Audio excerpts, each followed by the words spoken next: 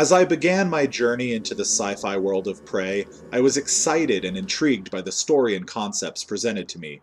You wake up in your apartment as either a male or female Dr. Morgan Yu, and quickly you're subjected to a series of bizarre experiments. Soon, a hideous black creature attacks one of the scientists, and the experiments end abruptly, only for you to wake up in your apartment as though everything is normal. Everything is not normal, however, as you leave your room only to find that people are dead and your room was actually an elaborate simulation. The outside world was an illusion made possible with a technology called Looking Glass, which projects 3D images on walls of glass that can be smashed. The imagery this creates is surreal and never fails to impress. As you explore the new world around you, you soon discover that you're a scientist aboard the Talos 1 space station, and the crew has been performing experiments on alien creatures called the Typhon. These oozing black monstrosities have the ability to morph and change shape, use telekinetic powers, and even disguise themselves as household objects. Now the Typhon are loose and are slaughtering the crew. The influence of games like BioShock and Alien Isolation are immediately clear, and the opening hour of Prey starts with promise and potential. But soon I found myself getting bored, confused, and frustrated.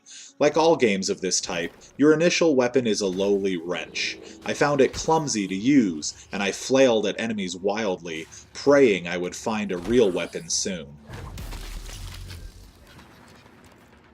As I explored the Talos 1 space station, I found that the mystery and intrigue that hooked me in the beginning was replaced with some rather bland and boring hallways and conference rooms. Aesthetically, Prey is lackluster and unappealing when compared with other modern games. Couple that with a frequent texture pop-in and the occasional glitch, and it leaves a lot to be desired.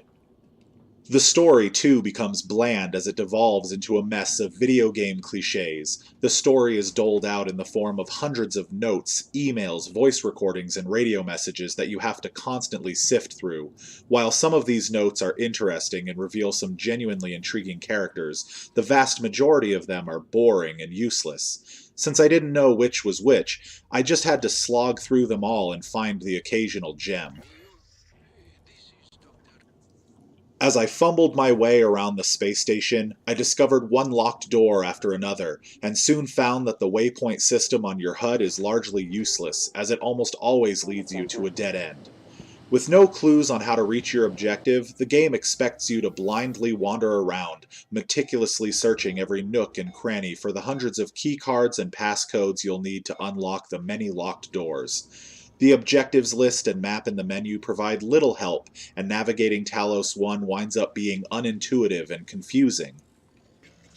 Where a few locked doors can carefully control the pace of a good video game, Prey presents you with so many locked doors that when you do find a keycard or passcode, it can be nearly impossible to tell which one of the hundreds of doors it unlocks. And that's assuming the power isn't out and you have to hunt down a fuse box.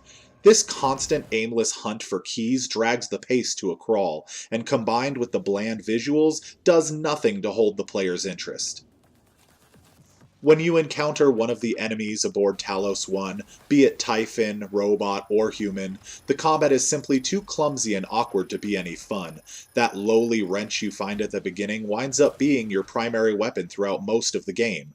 The other weapons you find are mostly unconventional items like a glue cannon or a foam dart gun. When you do find a pistol, it's hilariously underpowered. In fact, most of the weapons you find are junk. Worse yet, ammo and medkits are in short supply, and the game forces you to obsessively pick up every little banana peel and scrap of paper so you can recycle them into materials that can then be crafted into repair kits and ammo. It's a tedious and unnecessary system that yields little reward and adds nothing to an already frustratingly complicated and slow-paced journey.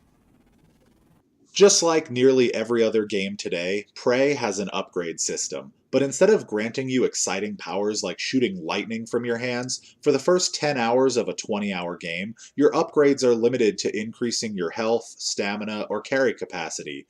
The upgrades are mundane and don't change the basic gameplay. When you do finally unlock the more interesting powers, the barrier to entry is so steep that I wound up not getting a chance to try most of them.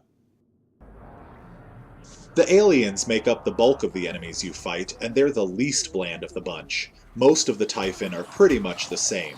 They look like black ooze that nimbly jumps around while you desperately fight the poor controls. Most of the time you'll have to hit them with glue so they'll sit still long enough for you to whack them a couple of times with your stupid wrench. Useful weapons come in way too late, with my first shotgun appearing about 9 hours in. When you do use a weapon with ammo, the aim is so inaccurate that you wind up wasting what little ammo you have on the walls. Then it's back to wildly swinging that damn wrench again, and the enemy AI isn't nearly clever enough to make the combat anything but repetitive.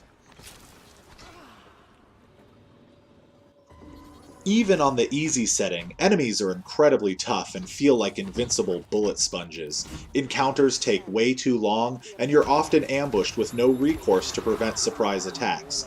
Couple that with enemies who frequently travel in packs, and it's easy to become overwhelmed. Since your health doesn't regenerate and medkits are in short supply, you'll wind up dying a lot, and rarely does it feel fair or justified.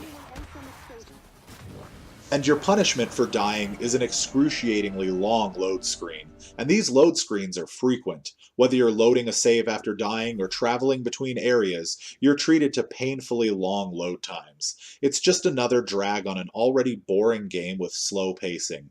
By hour 3, I found I was so bored I had to force myself to continue.